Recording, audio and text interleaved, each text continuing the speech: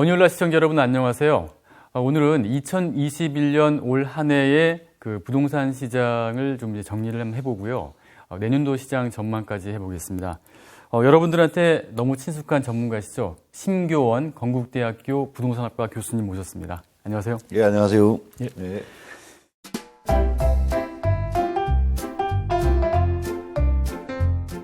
자, 저 연말이 가까우면서 많이 바쁘실 것 같습니다.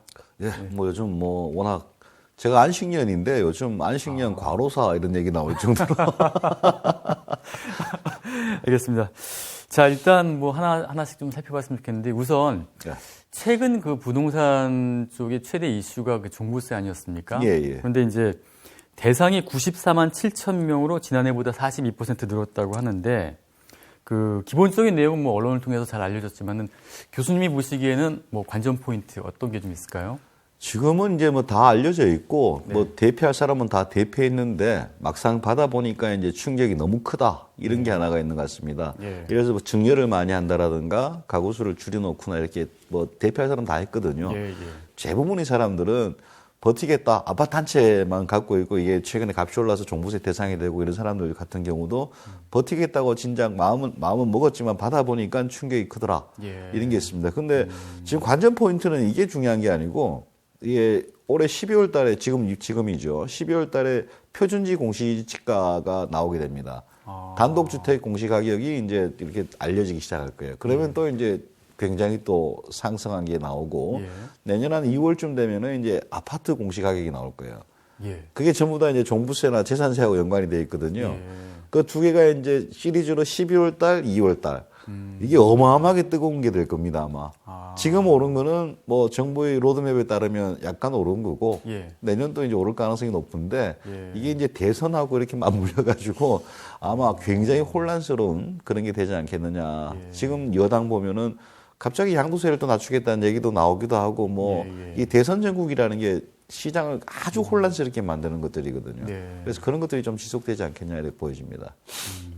근데 이번 종부세 같은 경우에 좀 약간 논란이 되는 게 정부 발표로는 이제 전 국민 기준으로 1.8%에 불과하다. 그런데 그게 이제 사실 뭐 가난할까지 다 포함해서 우리나라 그렇죠. 전체 인구이기 때문에 사실상 의미가 있는 거는 주택 보유자들을 대상으로 해야 된다. 뭐 3인 가구 대상으로 해야 된다는데 그렇게 되면은 8%가 넘는다고 하는데요. 이걸 어떤 기준을 적용하는 게 맞을까요? 사실 그 적용 기준 자체가 이제 그 불가능합니다. 뭐가 답이다라고 할 수 없을 정도로. 왜 그런가 하면은 종부세는 개인별 과세예요. 세대 과세가 아니고. 예, 그렇죠. 개인별로 하다 보니까 개인으로 포함시킨다면은 진짜 갓난아이부터 예. 다 포함시켜야 되고. 예. 그래서 이게 맞냐 이렇게 했을 때는 그러면 3살짜리 애기한테 너는 종부세 부과 안 받았으니까 행복하겠냐 하면 얘가 행복하냐 그런 반발이 나올 수 있는 거고. 네. 근데 개인별로 부과된 것들을 또 가구수로 나누는 것도 무리거든요. 예. 실제 3살짜리 애가 종부세를 부과하는 경우도 받는 경우도 있을 거예요.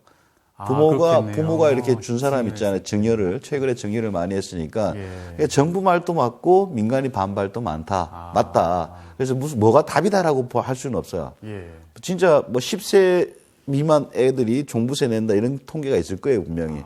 그러니까 뭐가 맞는지는 모르겠지만 대략 이런 것들은 생각해 볼 수 있습니다. 우리가 종부세를 처음 부과하기 시작하고 뭐 했던 게 옛날에 한 2008년, 7년 이때거든요. 그때 이제 서울 아파트 값이 한 5억 2천 정도 하고 평균 아파트가 5억 2천 정도 할 때 9억에 대해서 부과를 했다. 그러니까 이거는 호화주택세였어요, 사실은. 근데 지금은 12억입니다, 평균 아파트 가격이. 그렇죠. 서울 아파트 예. 평균 가격이 12억이죠. 지금 아까 그때도 서울이고요. 예, 지금은 이제 12억인데 11억에 대해서 부과한다? 이건 뭔가 과거하고 좀 많이 바뀐 것 같아요. 과거는 거의 2배 육박하는 액수에 대해서 종부세가 나왔는데 평균 가격, 평균 아파트보다 미만인 데에 대해서도 세금을 때리는 거니까. 그래서 반응은 좀 다를 것이다라는 게 있고, 아까 한 95만 명 뭐 대략 얘기하셨는데, 서울 부과 대상자가 거의 절반입니다. 50만 약간 안 되거든요. 근데 서울 주택이 350만 채다.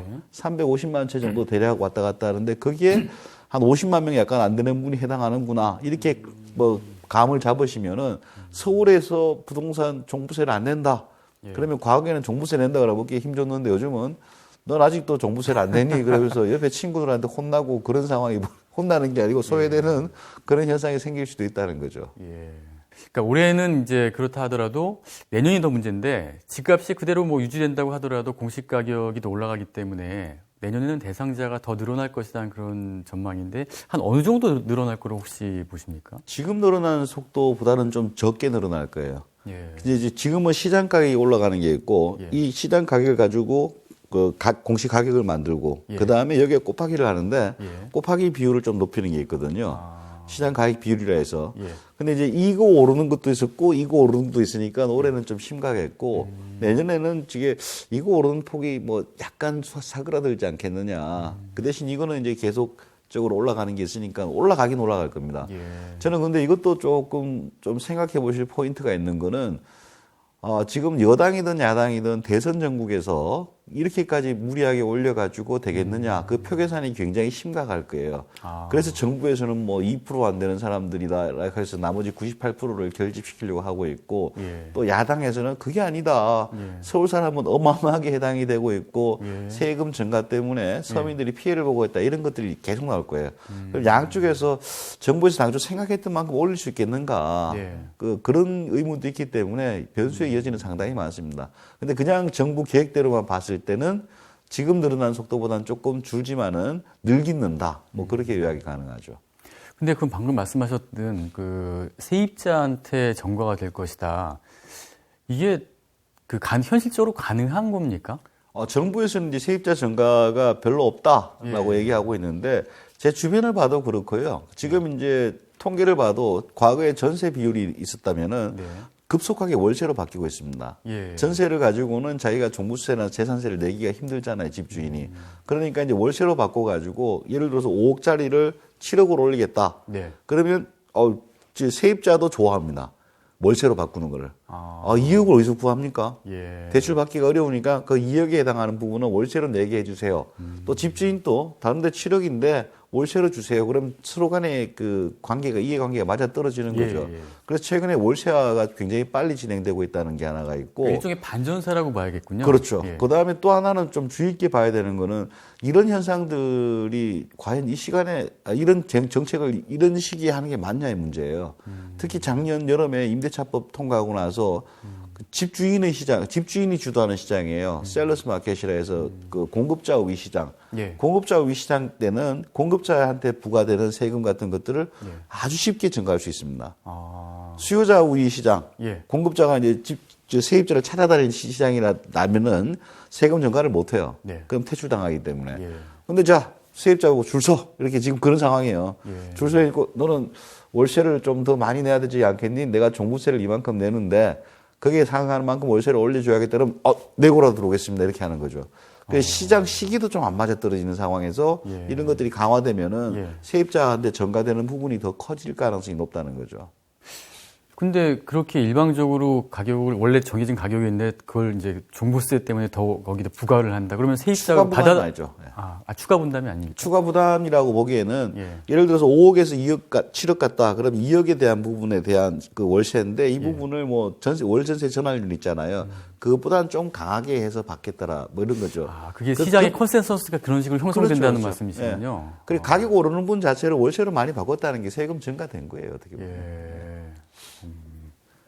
그리고 종부세도 종부세지만은 그 재산세가 이제 작년에 비해서 많이 올랐다라고 하는데 어느 정도 지금 이렇게 올랐습니까? 재산세는 이제 뭐 누진과세로 해서 조금씩 올라가고 있는데 예. 뭐 계속 우리가 딱 집값이 워낙 오르니까 그게 맞춰서 올라가고 있고 또 정부에서도 이제 그 누진율이라든가 이런 것들을 조절해서 더 많이 올리고 있습니다. 예. 그래서 뭐 지금 특히 서울시에 사시는 분 같은 경우에는 좀 많이 올랐다라고 보시면 될 거예요. 근데 뭐 재산세나 우리가 이제 종부세 부담 비율이 작기 때문에 예. 뭐 큰 부담이 안 된다 이렇게 얘기하시는 분들도 있겠지만은 서울에서 이제 뭐 중간 정도의 아파트를 살고 계시다 그러면은 재산세하고 이거 합치면은 월세 몇십만 원씩 계속 정부에다 갖다 준다 이런 개념으로 사시면 될 것 같아요. 우리나라 같은 경우는 이제 보유세가 재산세와 종부세로 돼 있지 않습니까? 예. 이런 케이스가 다른 나라도 혹시 있나요? 세계적으로 찾아보기가 아주 힘듭니다. 보통 이제 이중과세라 그래서 한 가지에 대해서 두 가지 세금을 부과하는 것은 금지하고 있습니다. 우리도 그렇게 하고 있고요. 그래서 우리는 입법적으로 어떻게 해결했는가 하면은 재산세는 지방세. 원래 전 세계적으로 다 재산세는 지방세입니다. 예, 맞아요. 그래서 지방에서 걷어서 쓰고 그렇게 하는 거고. 그리고 우리는 이제 저 종부세라는 걸 하나 만들면 국세로 만들었어요. 예, 맞아요. 예. 국세로 해서 국가에서 걷어가지고 이제 뭐 지방에 뿌리거나 이렇게 하는 거거든요. 예. 근데 아마 이렇게 두 개가 분리되어 있고 또 예. 국세로서 재산세 성격을 다루는 나라는 아주 희귀하거나 아니면 우리가 그 유일하지 않을까 그렇게 보여집니다. 근데 우리가 좀 재밌게 봐야 될 것은 우리가 보유세 비율이 뭐 낮다 뭐 이렇게 하잖아요. 근데 우리가 보통 OECD에서 조사하는 것은 보유세하고 이제 뭐 거래과세라고 표현하고 있습니다. 그 취득세 이런 것들인데 예. 취득과세는 이제 우리가 세계 최고로 높고요. 예. OECD 통계에 따르면 이제 GDP 대비로 봤을 때 예. OECD에서는 제일 취득세는 제일 높고 예. 그다음에 이제 보유세 같은 경우에는 평균 왔다 갔다 합니다. 평균. 두 개를 합치면은 예. 세계 2위 정도 현 상황이. 예. 근데 이제 지금 뭐 여당이나 정부 관련 연구소에서는 그런 보고도 나와요. 실효세율이 우리가 낮다. 근데 실효세율이 낮다라고 표현하는 거는 이제 땅값 대비 부동산 가격 대비 부담하는 비율이 있잖아요. 예. 뭐 그건 좀 우리가 낮은 게 아니냐 그런 보고서가 나왔는데 그 보고서에서 보시면은 이제 몇몇 국가는 실효세율을 잘못 구한 것들도 있고요. 그 나라 땅값을 다 구해줘야 되거든요. 예. 자기들도 모르는 땅값을 우리가 어떻게 다 합니까? 그래서 뭐 실제 맞느냐 틀리냐의 문제도 있고, 예. 그 다음에 조세에서는 항상 중요한 원칙이 있습니다. ability to pay라고 하거든요. 예. 내가 과연 부담할 수 있는 거냐. 예. 집값이 원래 10억이면 내가 부담할 수 있는데 집값이 100억이 됐을 때는 똑같은 일로 하면 제 소득이 안 늘었기 때문에 낼 수가 없잖아요. 예. 그런 것들에 대한 배려가 있어야 되는데 그런 것들은 좀 너무 무시한 게 아니냐 이런 비판이 있고 그다음에 이제 왜 GDP 대비 조세를 더 중요하게 보느냐 하면은 GDP가 그 국민이 벌어들인 수입이에요, 전체. 그렇죠. 예. 전체 수입 중에서 이제 몇 프로를 내고 있느냐, 부동산으로. 그 비중을 OECD는 공식적으로 보고 있거든요. 나머지 숫자는 좀 그걸 벗어난 것들이죠. 예. 홍콩 같이 GDP 대비 부동산 비율이 아주 높은 나라에 실효세율이라는 개념이 뭐 OECD에서 그 통계가 없습니다. 그런 통계가. 우리나라 연구소에서 몇 개 만든 것들인데 그런 걸 부과하면 아마 홍콩 시민들은 다 파산할 겁니다. 그러네요. 그래서 어빌리티 투 페이라 해서 내가 부담 가능한 액수냐 예. 그것들도 한번 감안을 해야 되죠. 예. 특히 지금 국민들이 불만이 많은 거는 예. 작년 올해 사이에 연봉이 2배 늘었느냐 연봉이 뭐 5% 늘었느냐 예. 뭐 이렇게 생각하는데 종부세 같은 경우에는 어마어마하게 올랐거든요. 예. 그리고 뭐 여름 때부터 계속 나왔던 게 뭐 2배, 3배 오르는 건 각오하세요. 뭐 이렇게 또 경고도 하시고 그래서 뭐 청와대 고위관료께서는 경고를 그만큼 했으니까 이제 말하지 말라. 뭐 그런 얘기도 하시는데 그건 예. 좀 제가 보기에는 뭐 과다한 처사죠. 예. 자, 이제 올해 시장 상황을 한번 보겠습니다. 2021년 올해 주택 시장의 특징을 좀 이렇게 정리한다면 어떻게 좀 할 수 있을까요? 뭐 작년 여름부터 계속된 상황이 연결되었다라고 볼 수 있겠습니다. 예. 원래 정부에서 진단하기도 최근에 진단은 어느 정도 맞습니다. 예. 그 중에 하나가 뭔가 하면은 유동성이 너무 많다. 그다음에 가구 분화가 많다. 예. 뭐 이런 것들이거든요. 근데 그런 것들은 최근 몇 년 동안 계속 쌓여왔던 것들이고 예. 작년 여름부터 지금까지 상승한 거는 저는 아주 특이하게 임대차법이라고 좀 보고 있습니다. 정부에서는 그게 아니라고 생각하는데 뭐 임대차법의 영향은 미미하다 이렇게 얘기하는데 여러분들께서 어떤 그래프 하나만 딱 보면 나옵니다. 맞아요. 기타 지방이 이렇게 빠지다가 여름 되면서 올라가거든요. 예. 나머지는 올라가다 더 올라가고 이런 식이고. 예. 그래서 임대차법이 가장 강력한 영향을 미치고 있고 그것들이 지금 또 계속 연결되고 있는 게 아니냐. 그리고 이건 언제까지 갈 거냐 이렇게 봤을 때는 이 임대차법이 어떻게든지 뭐 해소가 돼야 될 거 아니에요. 해소되는 건 내년 여름까지는 아마 이런 상승 압력이 어마어마하게 셀 거다. 그래서 올해는 그런 기본적인 그 상승 압력이 있었고 예. 하방 압력으로 볼 수 있는 것들은 뭐 거의 없었던 것 같아요. 그냥 경제 불안 정도. 그리고 코로나라는 게 사실은 수요 측면에서 굉장히 영향을 줄 걸로 봤는데 작년 여름부터 계속 코로나 이후에 뭐 급상승했잖아요. 뭐 거의 주가지수 같은 경우에는 과거에 비해서 거의 2배 가까이 올라가기도 하고 예, 그 예. 최저점 대비해서 예. 2배 이상 올랐죠. 맞아요. 그러니까 이게 뭐 수요 측면에서는 그냥 비슷비슷하고 네. 공급 측면에서는 뭐 공급량은 훨씬 줄게 되고 예. 그리고 전세난으로 인해서 또 그 수요 측면을 자극시킨 측면이 있고 예. 그렇게 봤을 때 올해는 이제 뭐 상승 압력이 컸었고 예. 그리고 생각 외로 굉장히 크게 나타났다. 근데 지금 너무 많이 오르다 보니까 지금은 조금 쉬는 게 좋지 않냐 이런 생각을 하는 것 같고 예.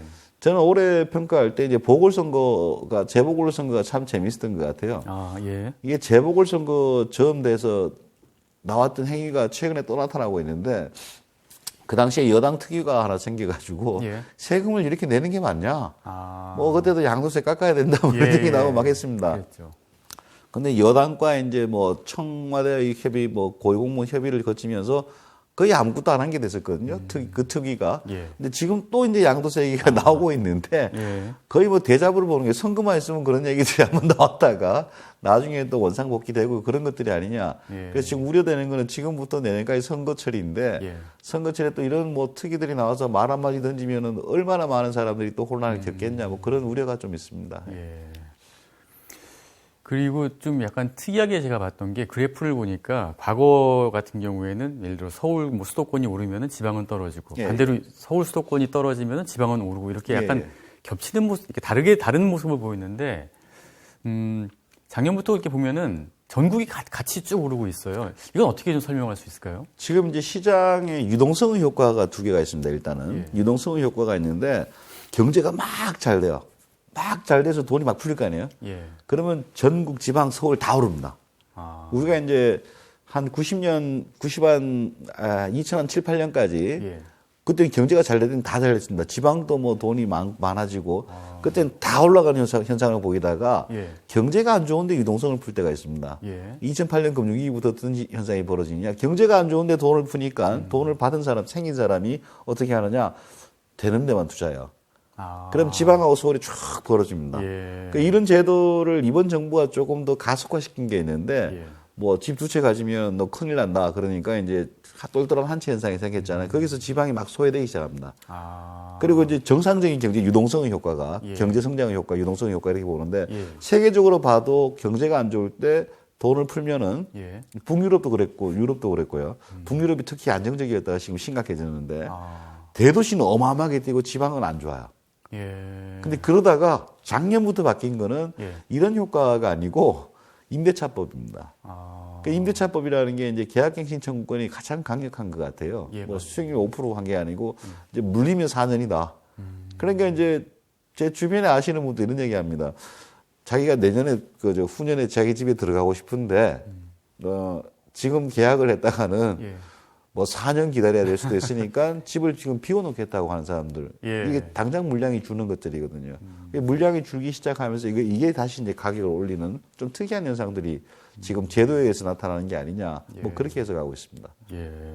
그 계약갱신 청구권 말씀하셨으니까 현장에서 보니까 아예 이제 그 전세값이 엄청나게 뛰어서 계약된 게 네. 있고 그다음에 5%밖에 못 올려서 내는 게 예, 있고 그렇죠. 또 중간에 또 가격이 또 형성되더라고요. 뭐 뒷돈 비슷하게 예, 또 왔다 갔다 적절하게 뭐 타협하고 예. 이런 모양입니다. 그래서 예. 참 특이한 가격. 그러니까 같은 아파트의 단지에 같은 평수인데 삼중 예, 가격이라고요. 그렇게 그런 가격이 형성되더라고요. 근데 그런 현상들이 참 저는 정부가 참 아쉽다고 생각하는 건 뭔가 하면은 교과서에 다 나와 있어요. 그런 현상 생길 거라고. 아, 교과서에 교과서에 다 나와 있습니다. 블랙 마켓이 생겨가지고 뒷돈 거래도 왔다 갔다 하고. 예. 그다음 뭐 키머니라는 게 있어요. 열세 대금. 예. 열세 주고받을 때도 힘원이네, 진짜. 열세 주고받을 때도 뒷돈이 왔다 갔다 한다. 예. 뭐 홍남기 부총리도 뭐 세입자 몇 천만 원 들였다면서요. 그 아, 예. 뒷돈 그건 소득세하고 어떻게 다 신고가 되는지 저는 잘 모르겠는데. 예. 하여튼 뭐 그런 식으로 교과서에는 다 나와 있습니다. 아주 유명한 교과서에는. 예. 그런데 그런 것들이 나와 있음에도 불구하고 이런 게 발생하도록 대책을 계속 꾸려 나갔다는 게 굉장히 좀 아쉬운 측면이고 저도 이제 그 뭐 토론을 한 적이 있는데 예. 우리는 그런 현상 안 일어난다 이렇게 일축을 하시더라고요. 예. 근데 다 일어났거든요. 다 그런 일어났군요. 교과서라는 게 보통 이렇게 다 모은 현실에 모은 것들이기 때문에 예. 조금 아쉬운 점이 있죠. 요즘은 아파트 관리비가 네. 원래 관리비잖아요. 예. 관리비 내고 있는데 집주인이 와서 관리비를 추가로 내셔 그러더라고. 그건 또 왜 그러죠? 임대료 못 올리니까. 아, 거기다 전가를 시키는군요. 아파트 고지서 관리비가 있고 예. 집주인이 받아가는 관리비가 있고 집주인이 가끔씩 와서 이렇게 뭐 복도도 쓰시는지 모르겠지만은 예. 그렇게 해서 계속 가격이 왜곡되는 거예요. 그리고 또 이제 집값이 이렇게 또 급격하게 오른 주범 중에 하나가 뭐 이제 갭 투자가 활성화됐다고 하는데 사실 이제 따져보면은 갭 투자를 할 수 있었던 근간에는 전세자금 대출 아니겠습니까? 그래서 예, 예. 이 전세자금 대출과 갭 투자 그리고 이걸 활용한 또 한 20, 30대 젊은 층의 또 이 투자 이게 어떤 좀 영향을 갖다 좀 미치고 있나요? 그 갭 투자 특히 이제 전세자금 대출은 예. 가격을 상승시킨 측면은 분명히 있습니다. 예. 그런데 이제 이 사람들이 그 대출이 좋아서 가격이 올라갔다 이렇게 해석하는 것도 좋겠지만은 예. 그렇게 해석하는 전문가들도 일부 계십니다. 근데 더 중요한 거는 왜 갭 투자를 할 수밖에 없게 시장을 이렇게 만들었냐. 사실 가격이 안정돼 있으면요. 갭 투자는 아무 흉볼 게 안 됩니다. 예. 자기가 선택을 하는 거예요. 대출을 받아가지고 전세를 살 거냐. 네. 아니면 대출을 받아서 뭐 집을 살 거냐. 예. 구입할 거냐. 이런 것들이 시장 상황에 달려 있는데 예. 갑자기 이제 가격이 폭등하니까 야, 전세 자금으로 산 니네들도 잘못된 놈이고 야, 대출 많이 받은 니네도 잘못된 놈이고 예. 가격이 하락할 때는 그분들은 애국자입니까 그러면은? 근데 그게 자꾸 책임을 자꾸 분산시키는 거예요. 예. 진정한 책임은 공급 충분한데 투기꾼 때문이다. 시장 진단한 것. 그것 때문에 이 난장판이 벌어진 거예요. 처음부터 선진국들은 한 10년 전부터 가격이 오를 때 야, 수요와 공급에서 공급이 부족한 거야. 공급 늘리겠다. 뭐 별짓을 다 했습니다. 그래 주차장 하우스 이런 것도 나왔어요. 아. 미국, 영국에서는. 예. 주차장에다가 원룸 짓는 거예요. 아. 그래서 청년들 주택 해결해주고 우리나라 돈 한 60, 70만 원 그저 임대료 받고. 예. 그렇게 공급 늘려고 막 하는데 우리는 공급은 충분한데 공급 부족하다고 얘기하는 놈들은 다 다주택자, 건설업자들이다. 나쁜 놈이고. 그렇게 하고 나서 이제 집값이 계속 폭등하니까 이제 또 공급하고 있잖아요. 이 와중에 이제 지금 이거라도 사지 않으면 뭐 막 죽을 것 같다는 사람도 있을 거 아니에요. 그런 사람들이 이제 뛰어드는데 그것까지 이렇게 하는 것들은 원인 자체를 잘못 진단한 거예요. 대출을 많이 주면 가격을 끌어올리는 효과가 있습니다. 예. 그 효과하고 공급을 늘려서 낮추는 효과가 있는데 가격을 올려놓고 나서 이제 범인들을 다 찾는 거예요. 가장 큰 원인은 공급입니다. 수요와 공급에서. 네. 수요를 약간 억제하는 것도 괜찮아요. 근데 수요 억제는 장기적으로 같이 갈 수가 없습니다. 근데 여기서 어마어마하게 난장판을 벌여놓고 아 끝나니까 이제 다 이 사람이 잘못했다. 근데 그런 식으로 계속 이제 마녀사냥을 하는 게 저는 좀 이상하다고 하는 게 한동안 그런 얘기 있었습니다. 임대사업자가 참 나쁜 놈이다. 임대사업자들이 대출받아 투기해가지고 집값 올랐다. 임대사업자들 92%가요. 6억 미만 주택입니다. 아. 근데 그러면서 또 케이스는 이런 걸 찾아요. 청담동 압구정동에 몇십억짜리 임대사업자가 아파트를 몇십억짜리를 사가지고 임대사업자 혜택 받으면서 사고 있다. 그럼 그 놈만 자르면 돼요. 왜 한 반지하방 임대사업 하는 사람까지 다 혜택을 없앱니까? 그리고 그건 사업 설계를 잘못한 거예요. 20, 30억짜리 어떻게 아파트 임대사업 하는 사람을 국가적 보호 대상으로 넣습니까? 전 세계에서 아마 우리나라 거래가 중에 제일 비싼 게 전세 거래가가 제일 비싼 게 71억짜리가 있습니다. 저도 아, 기사 봤어요. 71억짜리. 예, 예. 그 친구도 지금 임대차 보호법 받고 있습니다. 보호받고 아, 있습니다. 그렇겠네요. 예. 전 세계에서 71억 전세를 7밀리언이에요. 7밀리언 달러. 그거를 국가에서 보호해주고 있습니다. 예. 그놈이 5%밖에 안 불쌍하다고. 되고 2년도 연장할 수 있고. 이거 다 설계가 잘못된 거예요. 세입자, 예를 들어서 한 5억이나 뭐 7억이나 전세 그 사람들 보호하겠다. 예. 그건 전적으로 저도 찬성입니다. 예. 근데 나머지는 풀어줘야지 고급 주택이 움직이면서 공급도 늘어나고 하는 거죠. 근데 이 친구들을 왜 보호해줘요? 71억짜리를 국가가 보호한다? 우와, 우리가 워낙 뭐 보편주의긴 하지만은 아, 제가 죽을 때까지 벌어도 아마 그렇게는 못 벌 겁니다. 이렇게 보면은 인플레이션 같은 경우는 가장 무서운 게 이제 기대 인플레이션이잖아요. 물가가 그렇죠. 오를 거라는 생각이 들면은 이제 무리해서 막 사게 되잖아요. 예, 예. 근데 집도 지금 그런 기대 심리 때문에 좀 과수요. 그러니까 실제로 집을 안 사도 되는 사람들까지 무리하게 막 영끌을 해서 막 사는 이런 과수요 때문에 더 오른 게 아닐까 그런 예. 분석도 있거든요. 충분히 맞습니다. 저는 그걸 과수요가 아니고 절망적 수요라고 표현하는데 최근에 아, 자 지금 전세 5억에 살고 있습니다. 제가 예. 5억에 살고 있는데 내년 여름 되면은 계약갱신 정분이 바뀌면서 8억이 될 거예요. 예, 그럼 제가 3억을 못 벌어요. 대출은 1억밖에 안 나와요. 예. 그럼 어떻게 해야 됩니까? 내년에 그냥 가만히 쫓겨나야 됩니까? 아니면 지금이라도 6억짜리라도 사야 된다. 예, 절망적 수요예요, 제가 보기엔. 이건 임대차법이 만든 수요예요. 예, 그 지금 오르는 거 보면은 30억짜리, 50억짜리 오르는 것보다 예. 5억, 4억, 1억 뭐 이런 것들이 더 많이 올라요. 예, 물론 가격마다 이제 순환매 같은 게 있긴 있는데 지금 뭔가 하면은 서울에 전세 살던 사람이 내년 여름 되면은 이제 계약갱신 정원이 다 끝난다. 예. 그 전에 난 그러면 어디 쫓겨나느냐? 그 동네는 살아야 되고 그러면 거기서 살 수 있는 집을 필사적으로 찾는 겁니다. 그렇죠. 예. 지금 현재 전세값에서 내년 전세값보다 싼 거 정도. 그래서 그런 수요가 찾아가는 것들이지. 예. 또 하나는 저는 갭 투자라는 걸 저는 참 이해를 잘 못하겠는데 뭐 집값 떨어질 때는 그런 얘기 한마디도 없거든요.